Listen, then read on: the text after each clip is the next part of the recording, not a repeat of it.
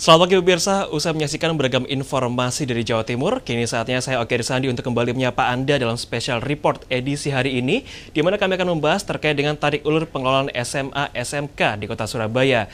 Jadi langkah pemerintah Kota Surabaya untuk kembali mengelola SMK dan SMK ini, SMA dan SMK maksud saya tidaklah mudah, karena langkah ini harus diawali terlebih dahulu dengan adanya revisi Undang-Undang Pendidikan Nomor 23 Tahun 2014. Dan tanpa revisi ini, maka pemerintah Kota Surabaya tidak akan bisa mengeluarkan anggaran dana, baik untuk SMA maupun SMK.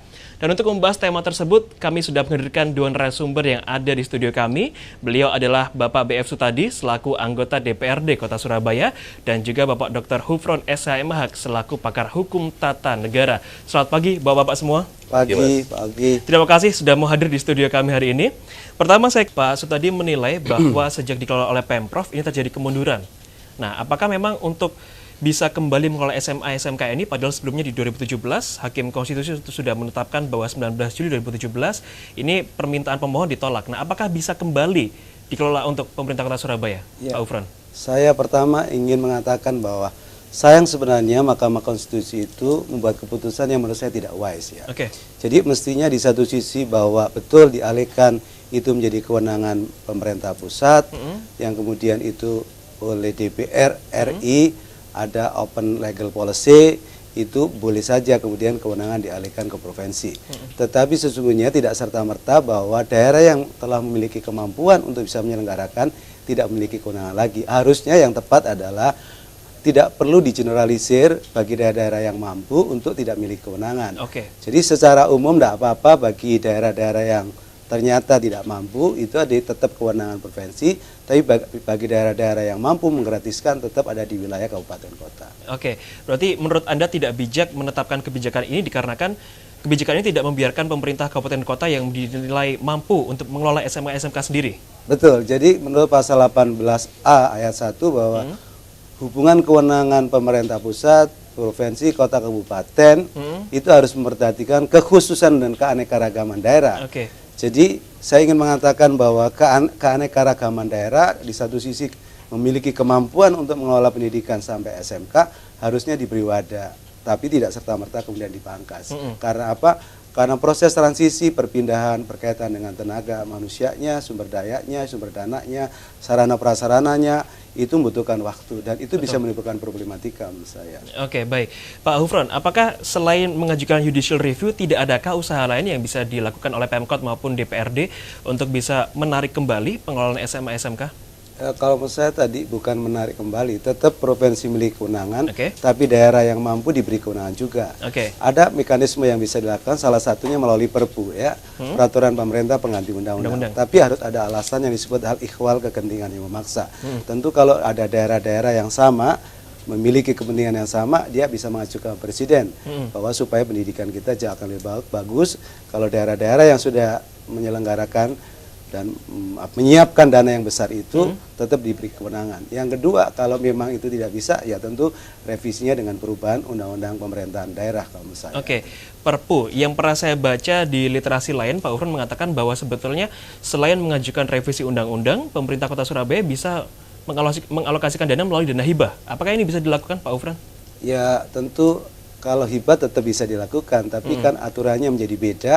Karena kalau pada posisi itu kewenangan, dari kewenangan itu berkonsekuensi mengeluarkan anggaran, maka itu sah menurut hukum. Tapi kalau ini sifatnya hibah, sifatnya tidak menjadi kewenangan yang itu bersifat pemberian, yang tidak bersifat terus-menerus, hanya dalam rentang waktu tertentu. Dan itu merasa menjadi tidak bagian kewenangan dan tentu tidak bisa memberikan terus-menerus gitu. Berarti dapat disimpulkan bahwa sebetulnya langkah Pemkot dan juga DPRD Kota Surabaya untuk bisa mengelola SMA SMK kembali ini adalah langkah yang positif, Pak Ufron ya? Kalau menurut saya begitu. Jadi namanya otonomi daerah itu kan satu tujuannya adalah mensejahterakan masyarakat. Terus kemudian memangkas jarak waktu dan tempat agar pelayanan ini segera langsung dinikmati oleh masyarakat. Kewenangan daerah itu salah satunya adalah lokasinya di daerah kabupaten kota, penggunanya di daerah kabupaten kota, manfaatnya di daerah kabupaten kota. Jadi kalau menurut saya adalah tepat sebenarnya pengelolaan kota kabupaten mengelola SMA SMK karena apa? Lokasinya juga di kabupaten kota, penggunanya di kabupaten kota, manfaatnya juga di kabupaten kota. Jadi kalau menurut saya alasan inilah yang disebut sebagai alasan efisiensi yang disebut dalam undang-undang itu tidak tepat. Sebenarnya lebih tepat efisiensi ada di kabupaten kota. Efisiensi ada di kabupaten dan kota. Ya. Baik, Pak Ufron, langkah apa yang kira-kira bisa dilakukan oleh pemerintah Kota Surabaya dalam hal ini memang untuk mewujudkan keinginannya kembali mengelola SMA dan SMK? Jadi satu tentu ya harus bergerilya untuk kemudian bagaimana merevisi Undang-Undang 23 2014. Oke. Yang kedua, kalau memang ada beberapa teman di daerah lain di kabupaten di seluruh Indonesia bisa juga datang kemudian ke Presiden bahwa ini penting dan mendesak. Oke. Yang ketiga tadi kalau ada disebut pelimpahan kewenangan itu tentu adalah kewenangan provinsi yang kemudian dilimpahkan ke kabupaten kota. Ya tentu harus ada dasar hukumnya menurut saya. Betul, betul. Itulah yang kemudian saya pikir bahwa bagaimana dikeluarkan peraturan pemerintah yang mewadahi memungkinkan bahwa kabupaten daerah tetap mendapatkan limpahan kewenangan dari provinsi terkait pendidikan SMA dan SMK. Oke, jika judicial review atau revisi undang-undang ini kembali ternyata ditolak oleh Mahkamah Konstitusi, lantas apa yang bisa dilakukan, Pak Ufron? Ya, tentu fokus kembali kepada kewenangan yang dimiliki daerah masing-masing, kabupaten daerah masing-masing. Oke, kebijakan kabupaten kota daerah masing-masing, Pak Ufron ya. Pak Ufron, saya lupa menanyakan tadi terkait penolakan Hakim Konstitusi terhadap revisi Undang-Undang 23 tahun 2014, sebetulnya apakah alasan penolakan itu sudah tepat, Pak Ufron? Ya, tadi menurut saya di depan bahwa tidak wise. Artinya begini, bahwa intinya undang-undang ini sesuai dengan konstitusi secara normatif betul iya. Oke. Tetapi di sisi lain kalau kita melihat pasal 18 tentu juga harus dibangun dengan memperhatikan kekhususan dan keragaman daerah. Prinsip negara hukumnya demokratis itu adalah hal yang sama perlakuan sama, hal yang berbeda perlakuan berbeda. Dalam konteks Surabaya ini hal yang berbeda, maka harus diperlakukan berbeda. Tapi ini diperlakukan sama. Ini yang disebut menurut saya tidak adil putusan ini. Oke, secara normatif sudah benar, tapi harus tetap memperhatikan keberagaman di masing-masing daerah, Pak Ufron ya. Baik, terakhir sebagai closing statement, Pak Ufron, singkat saja. Jadi kalau menurut saya prinsip kebijakan apapun, apalagi kaitannya pelayanan dasar, bidang pendidikan, kian hari harus garis kontinumnya harus semakin baik, tidak boleh kemunduran.